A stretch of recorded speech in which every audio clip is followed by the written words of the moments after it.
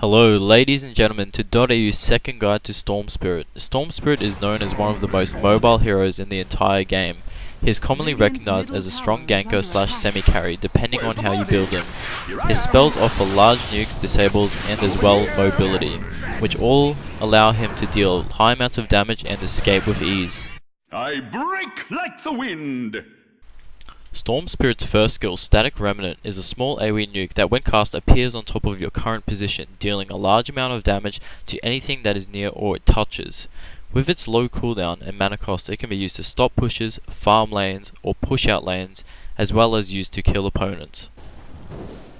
Electric Vortex is a short-range disable, stunning the enemy for 2.5 seconds when fully maxed, and dragging the target towards the cast location. When cast, this spell slows Storm Spirit by 50% for 3 seconds. Typically, the spell is used to disable an enemy while comboing Storm's first skill to have a 100% chance to land the Remanent. Overload is a passive that procs whenever Storm Spirit casts a spell, giving a bonus spell damaged attack as well as an extremely short 80% slow to movement speed and a 50% attack speed slow. This passive can be used in the lane to harass the opponent whenever you cast Static Remanent or help ensure a last hit. It can be noted that in recent versions this skill received a small buff to 90 damage when fully leveled. Storm Spirit's final skill, his ultimate Ball Lightning, is one of the best spells in the entire game.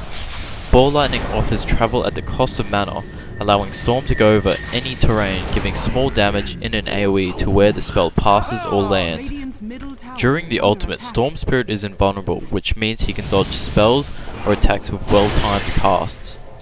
With each level increase of Ball Lightning, the speed, AoE and damage increases, but the mana cost stays the same because it is 1% of his total mana for every unit. Now, having an overview of all of Storm Spirit's spells at his disposal, here is the standard skill build order. At level 1, getting Remanent to help ensure early creep kills. Level 2, getting passive to help ensure more creep kills or harass the opponent you're laning against after you use Remanent. From level 3 up to 5, keep getting pull till it's level 3 so the duration is 2 seconds and is long enough to be pulled into the Remanent. This is the most important spell to get first. It allows ganks to be done more easily and is more reliable than getting passive or Remanent early. At 6, getting the ultimate straight away is a must. Level 7, the pull isn't maxed out because level 3 is the most efficient it can get.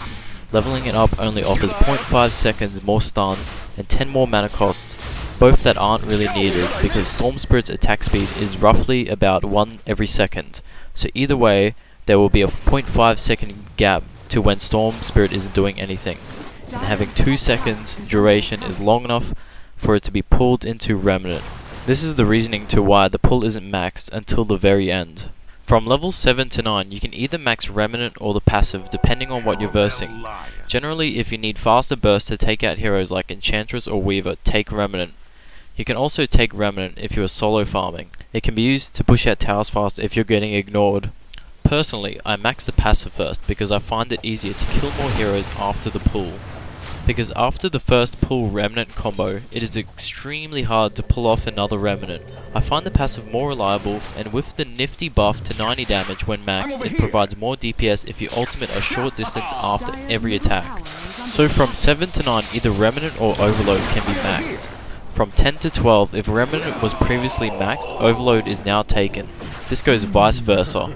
Now that all the DPS spells have been maxed, Electric Vortex is finally finished at level 13, followed by the second level of Ball Lightning, to then getting a level of stats into the final level of Ultimate at 16. I only want blue tangos in my dressing room. Starting items for Storm Spirit are 3 Ironwoods, 1 Mantel, 1 Tango set, 1 Healing Flask. Generally, Storm Spirit will lane middle. Depending on what you're versing, you can either skip the regen or keep it. For instance, if you can predict that they will have a solo melee hero, only keep the flask, so getting the bottle is that much quicker. But if you have a good chance to verse a range hero with more attack range than Storm Spirit, take the Tangos as well as the flask with you. Early game items are Bottle, Wand, Null Talisman, Teleport Scroll, and either Treads or Arcane Boots. Only take Arcane Boots if you're going fast Bloodstone or plan to go Bloodstone in the near future. because later on Arcane boots can be dismantled. Radiant's top tower is under attack. Mid-game items for Storm Spirit are Black King Bar / Bloodstone. These items are game dependent to what you're versing. If you're versing Mass Disable or Silence, a rushed BKB is a must. With this BKB, if you manage your mana, you can zap into a team of heroes and kill a support and get out.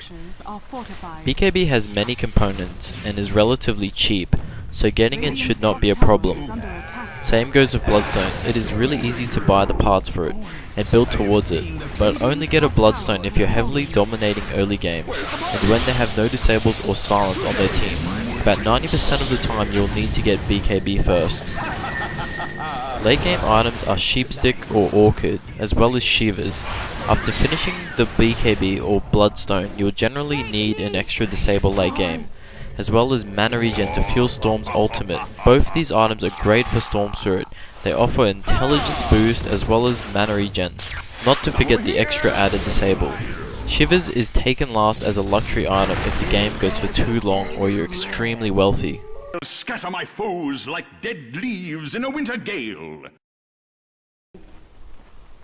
Early game, Storm Spirit is all about levels. As soon as you get your 6, you'll be looking to get kills immediately. Because Storm Spirit will solo mid, blocking is essential. A bad block at the start of the game can cost you first blood and CS. At level 1, Storm Spirit has below average movement speed and attack range with no escape mechanisms, not to forget squishy as hell, so a bad block means GG early game, so block as best as you can. The best situation is where you have the creeps right on top of your ramp, so you can CS in the fog and have uphill advantage.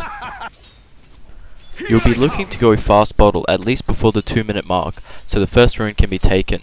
To make sure you ensure these early CS, use Remanent on creeps, so the opponent can't deny them and it's a sure creep kill. Once you achieve level 2, you can either use your overload charge after Remanent to CS kill or to either harass the opponent. Unless your opponent is melee, I wouldn't look to harass, I'd easily take the CS. Once you have your bottle, control runes every 2 minutes by clearing the creep wave with all your nukes about 5 seconds before the runes spawn. This forces the opponent to either get the rune and lose a whole wave of experience or stay and you get the rune. Once you hit 6, grab a teleport scroll and communicate with your teammates for a gank. Never walk through rivers to go gank. The only time you can walk through the river is at the 6-minute mark when the ward has a downtime, or if you 100% know they have no wards up or know the ward placement. The best way to gank with Storm is to just TP to the tower, zap from a distance, pull, attack, Remanent, attack, zap attack until they die or you're out of mana. Make sure an overload is never wasted for maximum damage output. If the gank looks too risky or clutch, make sure you'll have enough mana to zap out a safe distance. Always manage your mana well. On Storm Spirit, if you run out of mana and have no bottle charges, or the rune's too far, or won't spawn for a while, just walk to base. Storm Spirit is useless without at least 60% of his total mana. Well, that concludes DotAU's second hero guide. If you haven't already, please watch the Bounty Hunter guide. In the near future, more guides will be made. Thank you for watching.